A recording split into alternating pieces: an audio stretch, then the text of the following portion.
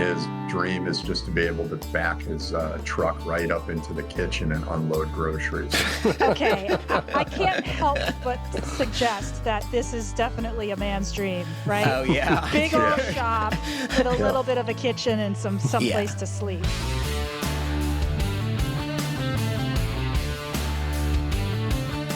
Welcome to the Fine Homebuilding Podcast, a weekly discussion of building, remodeling, and design topics aimed at anybody who cares deeply about the craft and science of working on houses. This is Senior Editor Patrick McComb. Today I am joined by Senior Editor Kiley Jacques from GBA. Hello. Ian Schwant, Operations Manager for TDS Custom Construction. How you doing, Patrick? And Jeff Rose, our producer. Hi there.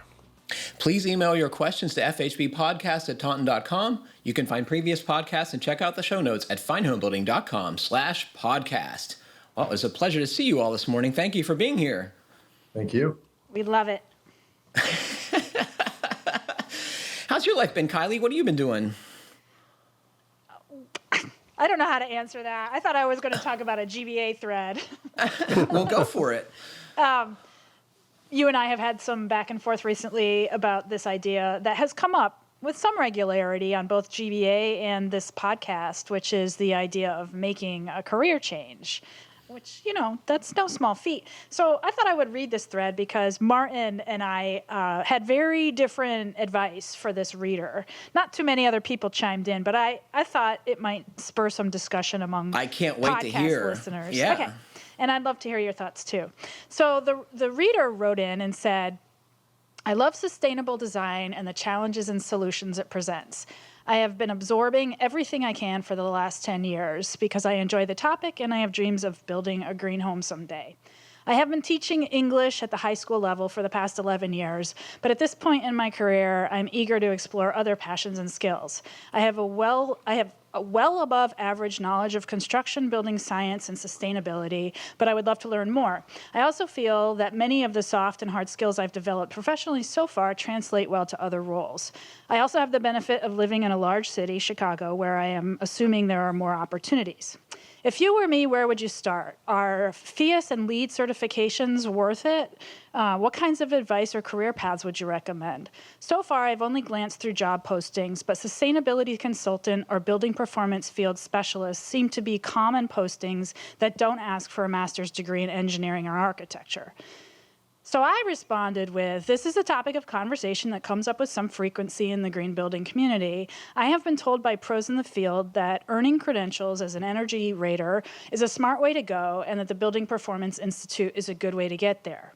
Martin wrote in and said, every construction crew I know is hiring right now. Start working in construction, maybe put in 4 or 5 years. At that point, your opportunities should be clearer. Martin was a roofer, and he made the point that he was a roofer, a framer, a remodeler, and a builder, and he makes the point that all of those trades need workers now. I wrote back saying, transitioning from a career as an English teacher to a bottom-rung construction worker seems roundabout. I'm a proponent of the building performance diagnostics route. You'll be both in your element studying and on a new frontier without the promise of a broken body in 10 years. And Martin wrote, building performance diagnostics is a difficult trade. It's hard to make the numbers work for many contractors. On the other hand, construction is booming and desperate for workers. So it's hard to imagine that a diagnostics professional will be worth much or if he or she lacks a construction background. What do y'all think? I'll speak up. You know, I think it depends on what you want to do. Mm-hmm. Do what you like, what your interest is, right? If you want to work with your hands, do that. If you want to diagnose buildings and use instruments and write reports, do that. Do you think it's there's true? so many opportunities. Do you think it's true that the lack of building experience will be a real disadvantage to getting to a career in diagnostics? I don't think it is. I don't know. That's hard to answer. Like, so many people come into construction different ways. I've talked to a number of people recently who just say they just need people who are willing to learn and with a good attitude, and they'll train you what you need to know. Mm-hmm. And you can make a good living, especially in the HVAC industry, as I understand it right now, which is, a lot of building science, increasingly so. It's hard to imagine. I mean, I'm assuming this guy is probably in his mid 40s, mid 50s, somewhere in that bracket. Jumping into hard labor at that age, I don't think that's the best route. I think it depends on the person. Some people want to do that. Andy Engel went back to work day to day in his 50s. It's just. It's true. What do you think, Ian? How long did he say he was an English teacher? 11 years. 11 years, so 4 to 6 years of school. That makes him, my guess would be mid-30s, early 40s. But I think you just got to go for what you want to do, especially if you're in a position as a teacher where you likely have a pretty good chunk of the year off in the summer, that you could start working on this before giving up your regular employment. But to Martin's point, I agree with him, but I also wonder where those entry-level positions are going to go in the next 5 years. So are you going to see a lot of people get hired into those that find themselves no longer needed in a couple of years? You're worried about a downturn in the building economy, Ian, is that right? I'm not worried so much about a downturn as much as I am about the immediate need that we're still seeing from people doing work on their homes because of the way that they've changed their living habits because of COVID. You think it'll calm down? I think it'll calm down or it'll change again. So are these entry-level workers like this current English teacher going to be as valued if it changes back to maybe the way that it was in the early 20 teens, as opposed to now where there's so many hot button interior remodels or small deck and small addition jobs? I would say go for exactly what you want to do. Well, I think this guy's not sure what he wants to do, so he's looking for some guidance. But right. I think, we've covered all bases in terms of... What do you think, Jeff? Yeah. It's a tough call. I mean, a lot depends on what his inclination is, but it's like, of course, like everything on this podcast, it's like the last thing I heard is what interests me is like the pro talk we just did the other day with Zach Mannheimer about the 3D printed houses. Is like there's a huge opportunity. They had to invent curriculum to teach the folks how to do this process because they have such demand.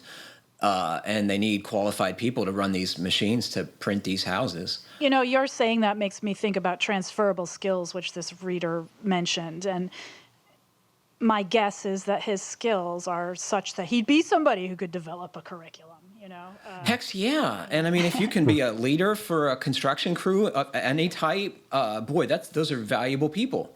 And you got to think income too, right? Yeah. One other suggestion I would make for him would be to look into, like, does SEGA or 475 need a Chicago area rep and take the building materials route in? Mm-hmm. That's a great idea. Yeah. Well, I'd be anxious to see, what listeners think about it, and I'll share those things on GBA if you write in. We've had people regularly ask for workers on Pro Talk, right, Jeff? Yeah. I think that's what they're going to say is get to work. Mm-hmm. If you want to work in the field, there's no better time than now. But as we've pointed out many times on this podcast, getting good HVAC, expertise is also very needed. Oh, yeah. So, yeah, I heard about it yesterday. What have you been up to, Ian? Learning all kinds of cool spreadsheet stuff, like the billing spreadsheet and other, work in progress adjustment spreadsheet. I love that you geek out on that, so I don't have to. Yeah. Somebody has to. Yeah, that's true. So are these systems you're putting in place, or you're learning existing systems? Learning existing systems that the owner of TDS started when he came in from the field, and then has passed off to various people, and now they've landed to me to operate and run. I was learning the billing sheet right before we started this. lot of information on a very small document. I was on the phone, just as a quick aside, I was on the phone the other day with Stacy Smedley, who launched the carbon calculator EC3, and she walked me through the pilot program and the spreadsheets that were used to create that, and my eyeballs were rolling around in my head. Yeah. So what carbon does this calculate, Kiley? Embodied upfront carbon emissions from manufacturing to gate. So For homes? No, sorry, it's commercial, but they are moving into the residential sector. They're working with developer in Colorado called Thrive Homes. They're looking to build all net carbon zero. Is that how you say it? Carbon zero homes. Anyway, that's their goal, is to move into. It's a relatively new tool. It just launched. So something to know about. I have heard that's been in the works for a long time, but I didn't know that was actually a version even for commercial work. Interesting. Yeah. So I helped Carol over the weekend develop a new workspace for her fine gardening job, and she's pleased. It's made the living room a lot nicer, and boy, you spend so much time at work. It's really important to like where you're hanging out, right? Absolutely. You have to be comfortable too, ergonomically speaking. I wish I had like a King Ranch pickup truck to call my office, but I'm making the best of it here. As always, we got some great questions and feedback today. This comes from Josh. Hey, Fine Homebuilding friends. I'm not a builder, but my father is a remodeler, and I've been reading hand-me-down issues of fine homebuilding for 30-plus years, including in the Peace Corps, when FHB issues were always included in care packages and read cover to cover multiple times. Now I can also get my fix through your podcast, too. Building codes get a bad rap sometimes, but compared to the codes from 4,200 years ago, they aren't too bad. Sure would have wanted to make sure my father was reading FHB back then. So Josh is alluding to the Code of Hammurabi, and I'm pretty sure I'm saying that right. Yeah. But I'm glad you said it, because I was going to say it and I didn't want to. There's an excellent BS and Beer show with Glenn Matheson about code, but he talks, my favorite part of it is, I think the first half of the show is about the history of code books and how they were developed. Is really interesting to learn about. And he has a collection of like 700 vintage code books, and he shares some photos of them. So that's fun. You should check that out. I bet he's great at parties. So, of course, anyone who's been around building for any period of time has probably heard of this, but it's a code of rules carved on a stone. Yeah, and it's now in the Louvre, but I think it was found in Iran in the turn of the century or something. But it's like the oldest known legal document as far as I know. Yep. It's really interesting. He traces the trajectory of the government's role in the development of building codes and local versus federal. It's a really interesting program. Josh concludes by, he says, thanks for helping me be a vicarious carpenter. This comes from Randy, our friend, Randy Williams. Hey, Patrick, caught the latest podcast where you, Kiley, and Ian chatted about the barndominium project. I agree. I am optimistic on the blower door number for the shop area, but I think it's achievable. Most homes I test have lots of transitions and difficult areas to air seal. The shop area of this project is one large box with an area cut out for a portion of the living quarters. We basically have 7,200 square feet of open space with dozens of small windows, 2 entry doors and 3 overhead doors. You are right with the challenge of sealing the garage doors, but the rest of the punched openings are straightforward. Why I think I can achieve around 1 ACH 50 is the sheer volume of the space. Most homes I blower door test run about 20,000 cubic feet. This space is 130,000 cubic feet. Big homes have an advantage with the ACH metric. This is 2.5 times larger than the biggest I've ever tested. We will see if I can achieve that goal. Attached are a couple pics that Kiley doesn't have yet.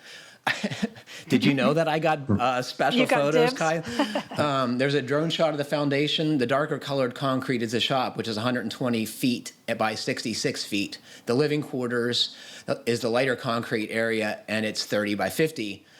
The second photo is a panoramic view I took a few weeks ago while we were insulating.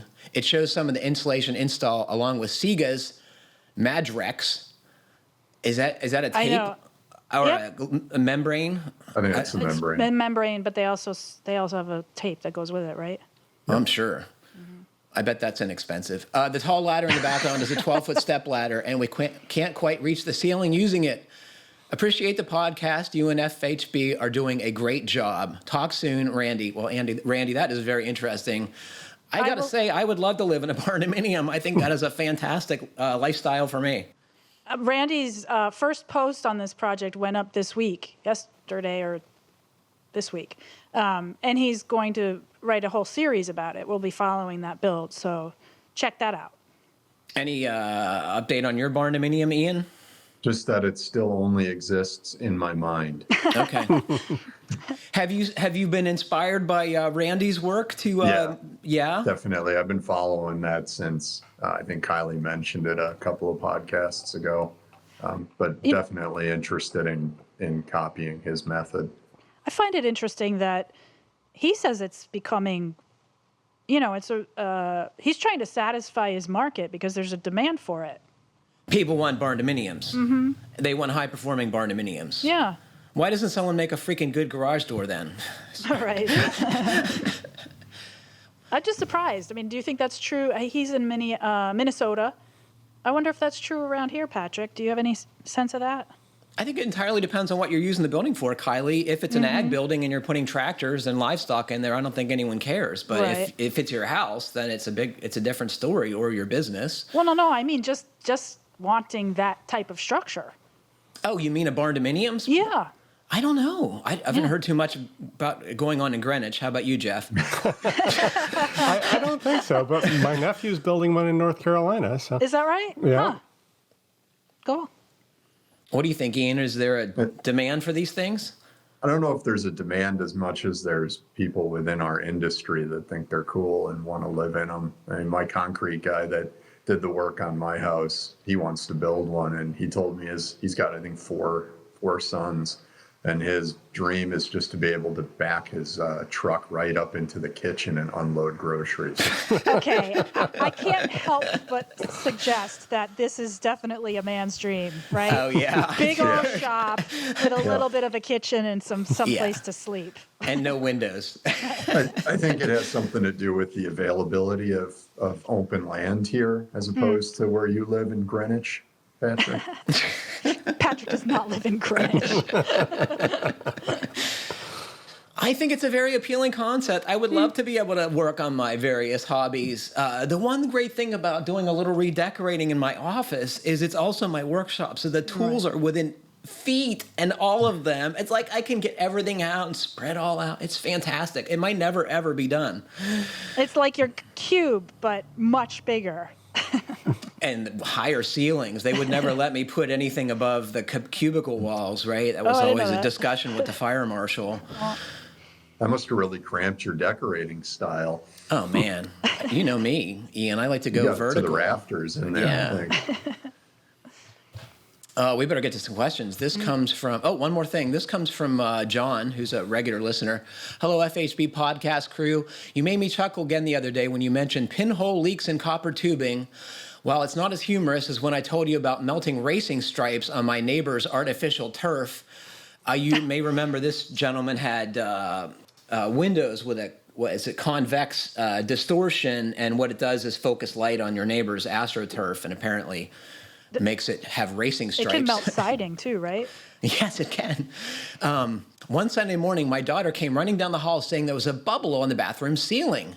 I couldn't imagine what she was talking about. Well, picture a 5-foot by 8-foot tarp stretched horizontally and sagging in the middle after a rainstorm passed.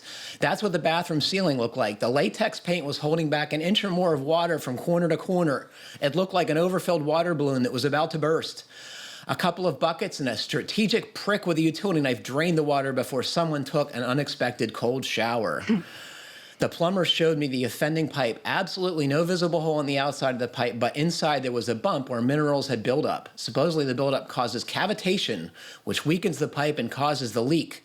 There is also speculation that chloramine used to treat the city water also facilitates the problem.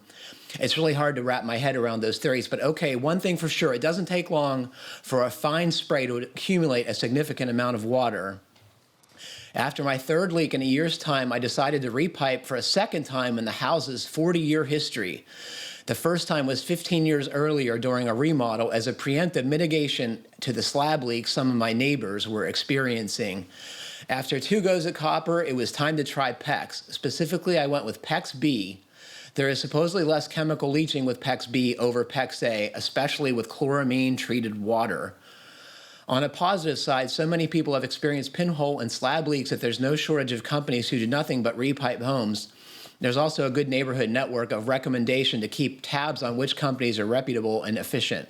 In my case, it took less than 1 day to completely repipe a 2,400 square foot one-story house. Patching the hole they made, that took a bit longer. That is crazy. They redid that whole house in a day. Man, that's amazing.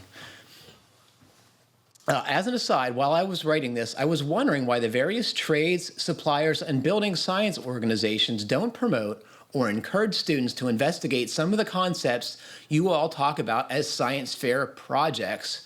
From my water leak, it's pretty clear that latex paint makes a pretty good vapor barrier. I would say water barrier too.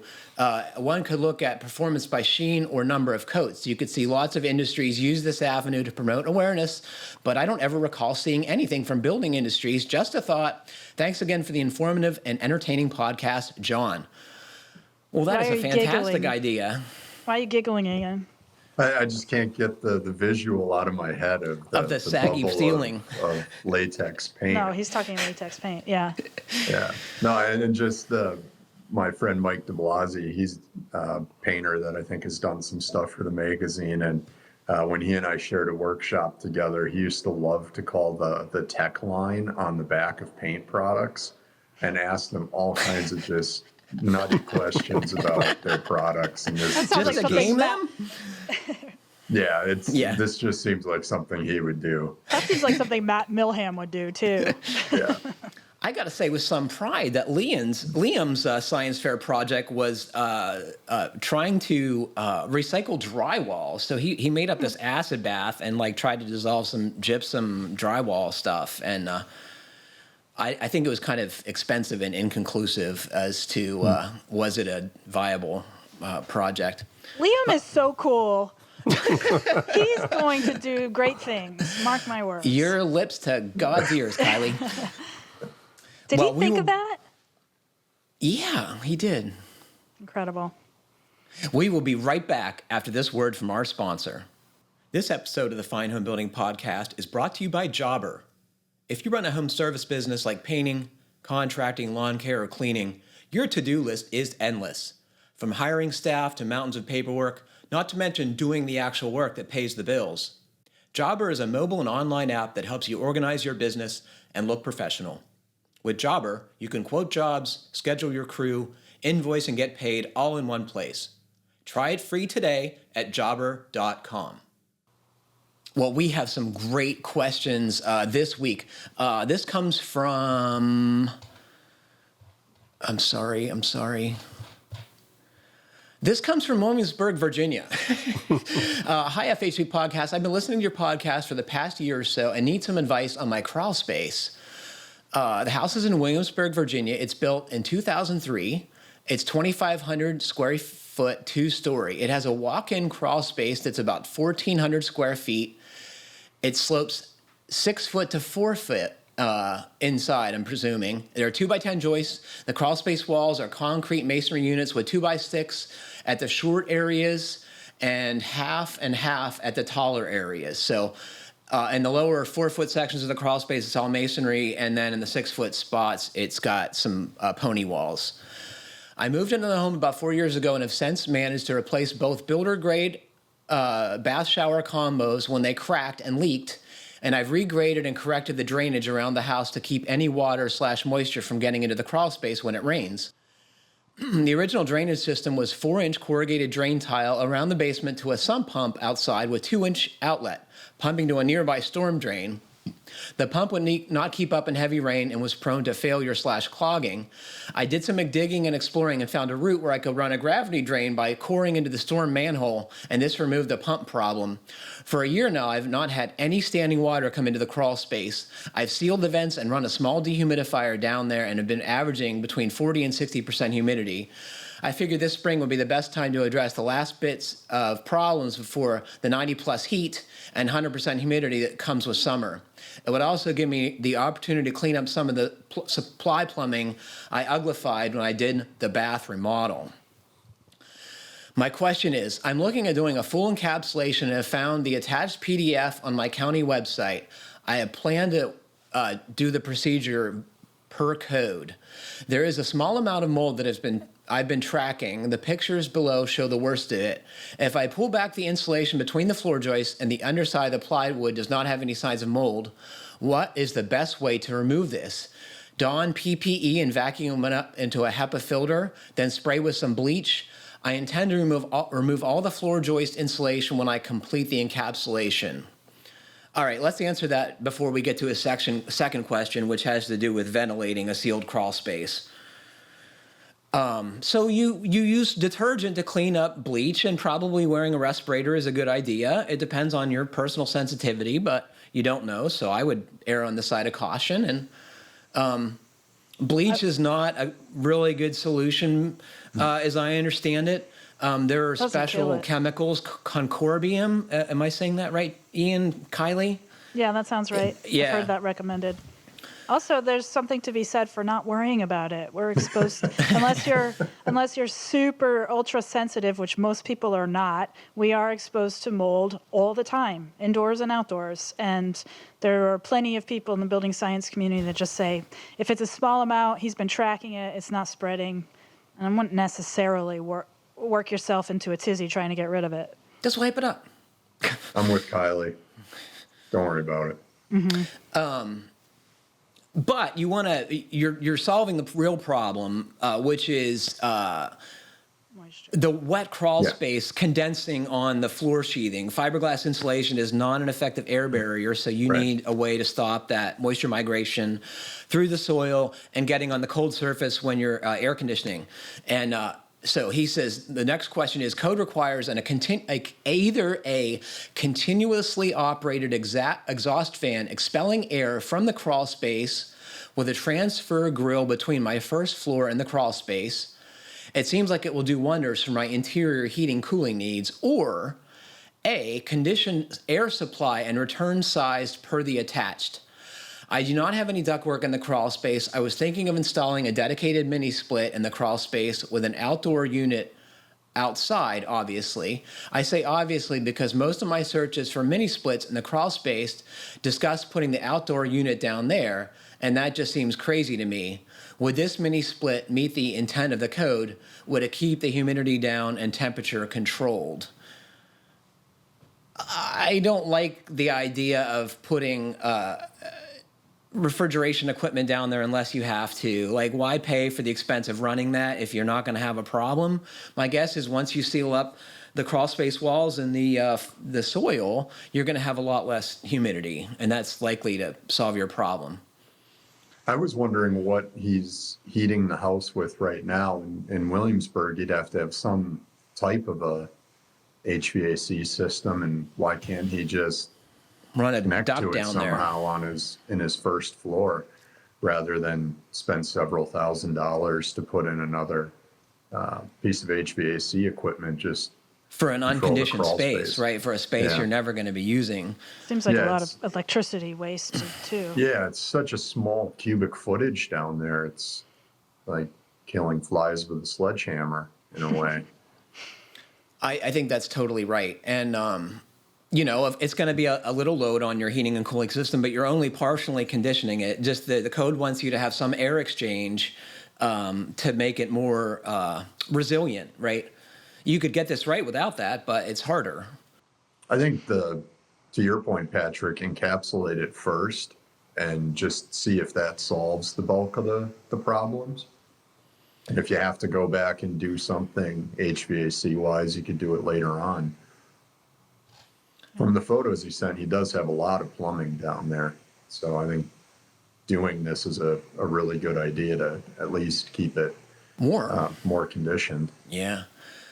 Some folks worry about like when you have a supply pipe break and you have a sealed crawl space, like it's going to become a bathtub. And I think that's possible, but is it better to have a like bog than a bathtub? I don't know. I don't think it is.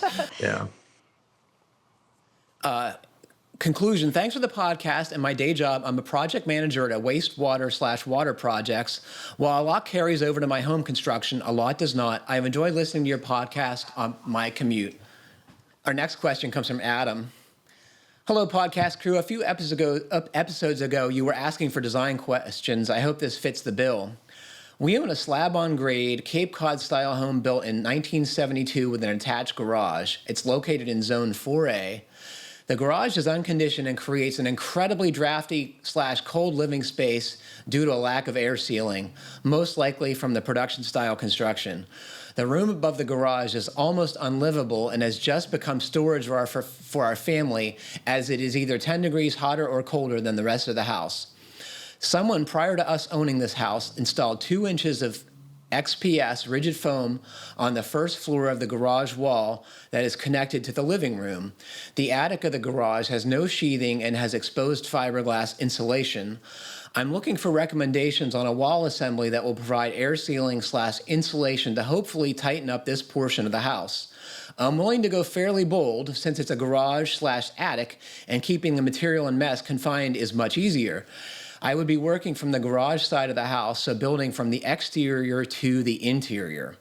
Some things I was kicking around in my head: tear out the rigid foam insulation and re-insulate with mineral wool, hang sheathing and rigid foam from the top of the knee wall to the bottom of the first floor as one continuous assembly, and seal the seams intersections to framing with zip tape. One joist bay has almost all of the electrical for the house run through it. Can I just pack fiberglass mineral wool around the wires to air seal as best as possible? Would I want the rigid foam on the inside of the sheathing to mimic the Zip R product, or outside, as I've seen articles on FHB do? I have a loose understanding of vapor point and realize that the vapor point cannot be inside the wall. I think this is very dependent on climate zone. I feel like I heard Christine Williamson say 2 inches of rigid foam is the safest bet for almost all climate zones in North America. 80 to 90 degrees Fahrenheit with 100% relative humidity are pretty normal during the summers in Maryland. I would seal the bottom plate to the slab using liquid flash or zip tape. From other work I've done in the house, I have not seen any sill gaskets from the bottom plate to the slab. My house is really drafty, so I can imagine this would be critical.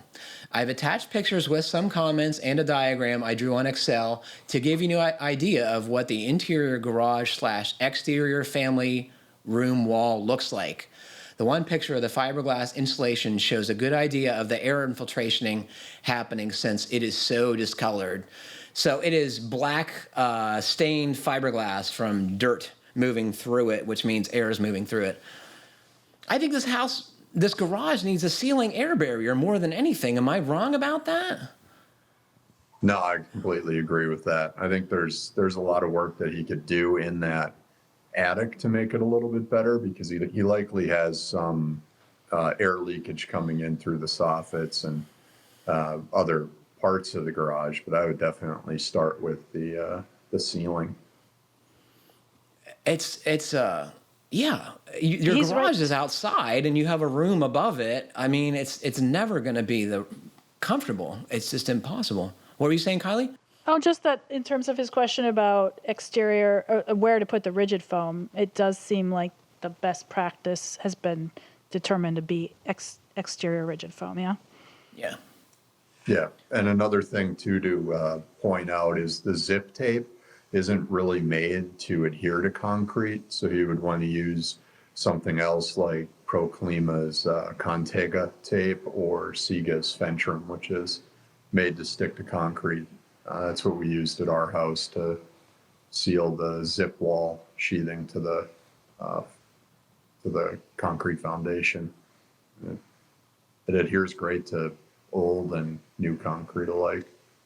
And Is there any kind of liquid product that would Yeah, be I'm sure applicable? there's a lot of liquid products that that they could use as well. Even caulking, normal caulking between that mud sill and the concrete slab would be helpful, I'm sure. Is there a big if price? you're going to go to one of these higher end products like Ian was mentioning, go to the websites and look. They have technical documents that tell you exactly how to do it, and if you need a primer or if you don't, and how to clean the surface. They're very good. They have good instructions, which is appreciated. I feel like I should know this, but is there a big price difference between, liquid products or tape products, or does it just really depend on the product? They're all expensive. Yeah. I think it really depends on the product, but Yeah. to Patrick's point, they're all very expensive. I can't even remember what the tape we used for our concrete was, but I think it was like maybe 3 times the cost of a roll of zip tape when you figured out the footage of the roll. Like the cheapest products 10 years ago were like $1 a foot, as I recall, and I bet they're twice as much. Holy Moses. Yeah, they're expensive, but they work really well. I mean, as my understanding is that tapes came from the aircraft industry, where they like hold fuselages together, which seems like a pretty good test. I think if you think about it as an investment in the long-term durability of your building, then it's worth it. It's worth it, right? Yeah, I think what you're thinking of, Patrick, is the adhesive, that pressure activated, I think it's an acrylic adhesive, comes from holding on the sheets of metal on airplane wings, I believe. Wow. Isn't that crazy? It's like know tape that. is holding your plane together. The guy that taught the passive house trade person class that I took in New York City was this guy named Kevin Brennan. And he talked about how anybody who says that the adhesive on tape is no good, just ask them if they've ever flown, and then point out that it's the same adhesive holding the plane together. And if it was good enough to fly, it's probably good enough for your flashing. Huh. Colin McEnroe, who's a local radio personality in our area, was interviewing a science writer who recently wrote an entire book about sticky stuff. And it's surprisingly complicated. And one of the things I found most fascinating was that there's no measurement for something's stickiness. We can measure how viscous a fluid is. We can measure how massive something is or the volume. But there's no number that defines how sticky something is, which strikes me as odd for some reason. That's probably why everybody's always doing these wingnut tape testing experiments. I have everything. I believe that entirely, Kiley. Yeah, because you have to test through using the materials you want to tape, right? It doesn't matter if someone's using something else. You need to do the exact thing that you're trying to tape. Right. So, Patrick, I looked up the concrete tape that I use, Yes. the Contega, and I used the 6-inch roll, which is $133 for a single roll, and it is 98 feet of tape. So it's $140 by my Rough calculation. rough calculation. That seems to be a product that a lot of high-performance builders use, yeah. Yeah. Did you have to use a primer, Ian? I did not, and that was the specific reason I picked that, was I didn't have to prime the concrete first. So one less step just made it easier to do. But when I worked with Mason and Dave at Hudson Valley Preservation, I used to joke that when you get the tape out, you have to make the cash register noise as you're stretching it off the roll and putting it on the house. That's funny. How do you even guess how much of that you'll need in a historic restoration project? It seems to be impossible to know how much air sealing tape you're going to need. We were buying it by the case for those jobs. And how long does it take to get something like that? I mean, 475 was relatively close by. I don't know where their distribution is, but And 475 shipping is pretty good. I know if you're in Maine, there's a lot of places that handle the Seeger products. Like mean you can buy them on the shelf? You can buy them off the shelf. The 475 stuff, when I needed it, I would get it within a week. I wonder if that's still true these days. Yeah, I'm sure it's not. I mean, that was nearly 2 years ago that I ordered that stuff from them. It's hard to believe that it's been that long, my friend. This comes from Will in Texas. Big fan of the show. I've been learning a lot as I've been trying to catch up on all the episodes since the beginning. Will, I don't know what to say about that. God love you. I bought a 1959 ranch near Fort Worth, Texas in 2018. The home had some foundation damage, which is pretty normal for this area. However, one corner of the house, the master bath, had sunk as much as 4 inches. I think that I have resolved the situation by correcting the drainage on the lot, wrapping the house in gutters, and having 11 piers placed around the house, as well as it being re-leveled. After the rainy season, I plan on starting a master bath remodel. As you can imagine, 4 inches of movement has damaged just about everything. The custom shower tile was cracked so badly that it rendered the shower inoperable. There seems to be some damage to the subfloor or something as well. You can feel quite a bit of give in the floor when you walk on it.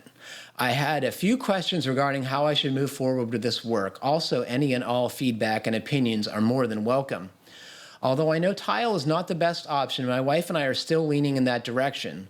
Schluter claims on its website it is movement resistant. How do I need to approach replacing the subfloor, and is there any flooring material that y'all would recommend? This bathroom also doesn't have any ventilation. I was thinking y'all might recommend a fan. I do like steamy showers. However, there is no attic access above this corner of the house. I am thinking the only thing going for me is that this bathroom is on the outside corner of the exterior on 2 walls. Other than that, we are looking for material that could potentially give and flex if we were to still have some movement. P.S. We are moving interior walls in order to go to a standard shower size. We're moving some electrical and adding a standing vanity and sink, both custom inferences. Pictures are attached for your reference. Love the podcast and looking forward to your all's thoughts and ideas. Keep up the great work. Will in Texas. Oh my goodness. So this is bad. Well, I it don't was understand bad. the piers. You guys He's explain that corrected bit. some of it, right? I think Yeah, the but I piers mean, like, are to keep it from sinking more. into wet ground. But he said around the like, I don't see, where did he add them? I don't get it. I can't So on the Guessing slab on the perimeter, exterior, they like yeah. drive these steel pilings in. Sometimes they have a helix on them. Sometimes they're just straight. And then they have a bracket on the top that either bolts or welds to the top of it and supports the concrete slab. In this case, it could also support a footing or a foundation wall. I've never seen that application of piers. Okay. It's pretty cool. I'm sure Yeah. it's inexpensive. What do you guys think of the idea of luxury vinyl tile for his product? Gives him sort of that tile look, but it's a lot less expensive and it's a lot more durable. And it's That would not be going to one work way in to the go. shower. Right. What? It's not going to be suitable for the shower. You're going to need to make, tile and make it waterproof for the Oh, tile I was picturing floor. the rest of the bathroom. I think it'd be Just fine for talking about that. the shower? Well, he's certainly talking about the shower because the subsidence rendered it unusable. So I'm guessing he's fixing that to make it work and has to fix the rest of the bathroom as well. I would think he could get away with using the Dietra product. It is an uncoupling membrane, so once he repairs his subfloor and gets that to be sound, the uncoupling membrane should give him a better tile install that's less susceptible to future movement. Also, if this thing is moving when you walk on it, you got to resolve whatever's going Yeah. on there. And I don't know what's going on there, but that sounds to me like it's never going to be suitable for tile, no matter what you did. Right? That has to be resolved. Yeah, And you can't gotta be just sure- go over it. Yeah, and you got to be sure that this subsidence is definitely corrected, because otherwise you're going to do this again in a few years. Yeah. This seems like work to get some engineering information, to get an engineer on, don't you think? Yeah, Or- I'm sure Will had to have some engineering for his pier system, or at least a experienced contractor who's Right. familiar with this work. It sounds like it's common enough in this area that there's folks that have to do this. What a That's headache. worrisome to me. I'm gonna scratch Fort Worth off my list of possible spots to move to. Right? What did you think of his ventilation? The first thing I thought of was, it sounds like he's doing a lot of demo in there. Why not just cut a hole in the ceiling so you can vent out the roof? Who cares if you have access right now? make access. Make access. It's just drywall, right? It's so easy. Cut it out, put it back. There are through the wall fans too. I know Panasonic has one with a Yep. like electric damper. It's pretty cool, but they don't work as well. The ventilation is not as effective when it's on the wall versus the ceiling. So that's a downside. But the way around that is they got a bigger fan. Is that? Would that be true too of the Lunos fans? Yep. Yeah. Too small. They sure are cute though. I just like. They're good for apartment settings, I think. Do you think your landlord would just let you put that in? I don't know, but it just seems like those types of small dwellings, that's where they're applicable. I was super You just psyched. need to save the drywall plug from your 6-inch hole saw that you make to put the Lunos in, so you can take it with you, plug back in, and mud over it. When you leave. Yeah, I think the through wall fan for this particular house would be complicated by that brick. The brick veneer, exterior, absolutely. too, so. Absolutely. Because almost certainly it has a round hole. They don't make it brick sized, unfortunately. Right. That's a design $1 million idea, right? The bath fan that's the size of a single oversized brick, maybe? You're full of you ideas think I'm today, crazy. We got another good question here. This comes from Chris in Binghamton, New York. Greetings, FHB Pod team. My wife and I are in the design phase of building a new home. Given the rising cost of building material and labor, it appears many people in my area are having trouble building new homes due to the low appraisals afterward. We're building in rural upstate New York, and there are hardly any reasonable comps in the area. Although home prices have been on the rise, which helps, we are still not seeing evidence of what a new home, plus or minus 2,200 square feet, 3 to 4 baths, 2.5 to 3.5 baths, would sell for on the open market, and it is going to affect our appraisal. So we have to focus on how our home is constructed, and hopefully we can plan it in a way that maximizes the appraisal. I have a general understanding of what appraisers value: square footage, bedrooms, baths. I also understand that they don't value some other really important aspects of new home construction, like what type of insulation you have in your walls or ceiling, but it is still important to me though. I'm wondering if you have any advice for maximizing appraisal value through design. Are there certain items which add value other than the basics listed above? Are there some elements of design that cost a lot of money and add little value to no value to the appraisal? I've included some basics of our home design below if it's of interest. I've also attached our first draft of the plans. I realize this may not be an area of expertise for the team. When has that ever stopped us before, Chris? But if you have any contacts in the appraisal world, I'd appreciate hearing from them and you all on this question. Thanks for a great podcast. Chris, Binghamton, New York. Soon to be hopefully Unadilla, New York, Zone 6. Oh my goodness. Chris, you're fighting an uphill battle because you have all these things that you have to pay for that a house built 30, 40, 50 years ago paid for them when they were way less expensive. Your well, your septic system, your road, your utilities, like all these things you don't get any credit for in an appraisal because an existing home already has these things. Okay, well, I have some advice for him because I just assigned an article to Scott Gibson, and he did a great job with it. And the title of it is The Real Estate Value of High Performance Homes. And in that article, I highly recommend that Chris reads this, but I'll just point out a couple of resources that might be of interest to him. So appraisers can take advantage of a green building training. Not that a lot of them do, but they are out there. And so they know what to look for. They know how to value those things. So you can look on what's called the Registry of Certified Green Practitioners, and there's the link to it in that article. And we'll put that on the podcast page. I'll put it on the podcast page. And beyond, and then there's the MLS, the Multiple Listing Service, and you need to be sure you need to be pretty proactive and be sure that the energy efficiency features are posted there, and that's something that the appraisers will use to come up with a figure for your house. And then beyond that, they also use something called the cost approach to set value, and that So it says, given a home's energy efficiency features and energy modeling, it's possible to calculate annual utility costs when compared to code-built homes, which is important for him because he doesn't have comps that he's going to be able to use. So that's what he's going to be compared to, is code-built homes, and that there are methods for quantifying those savings. And then another resource is the Residential Green and Energy Efficient Addendum, which was developed by the Appraisal Institute, and it gives homeowners the chance to list things like energy improvements, HVAC equipment, solar installation, green certification.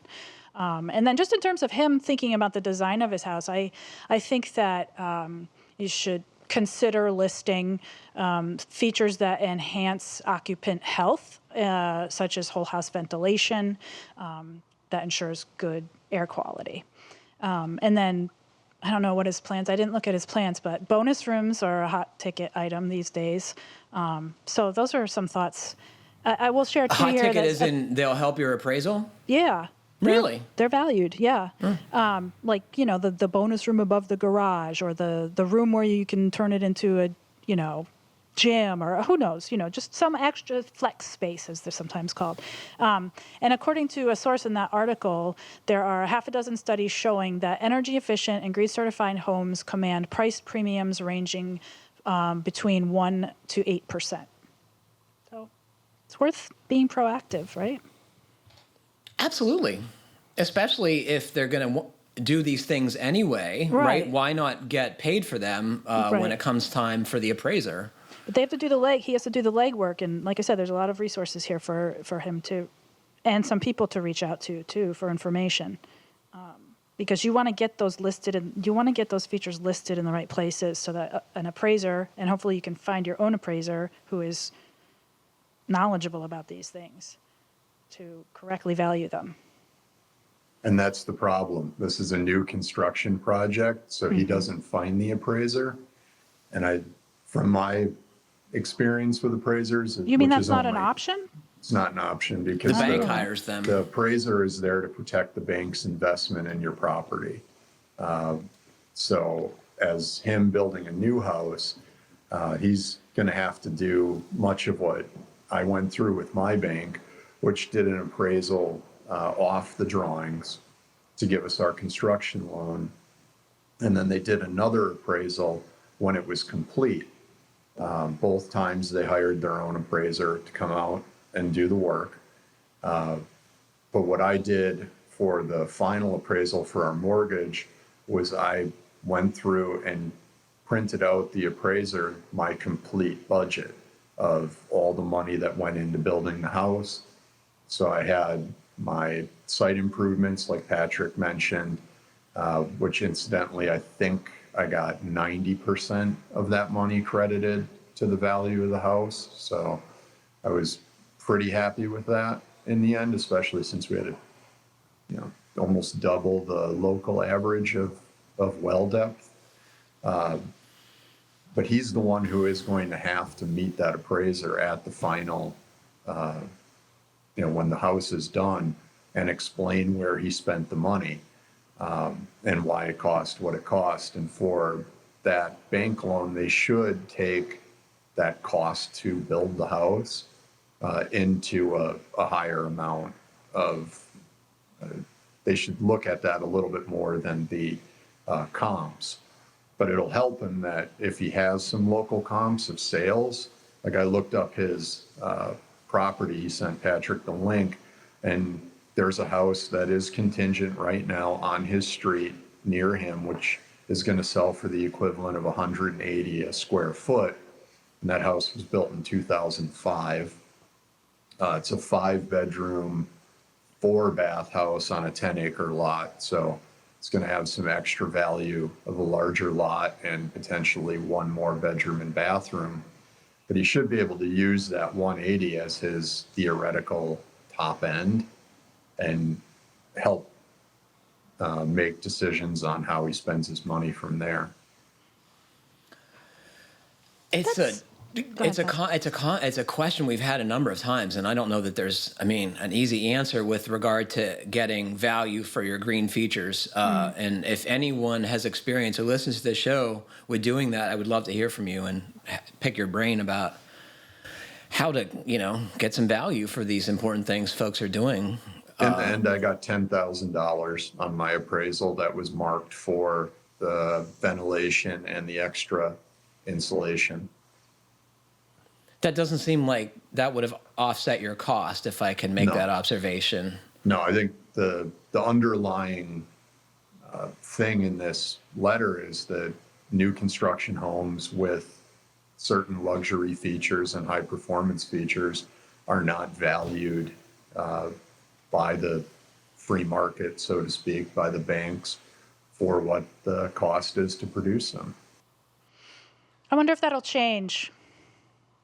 I think it'll change, Kiley, if consumers demand energy efficient homes that's why that's why I question if it will change. Sign off with their dollars, right? If you're willing to pay more for a more expensive house because it's built better and but if you're buying a net zero house and you have built-in you have no utility bills, that's something to consider, especially, in the next 10 years, things are changing.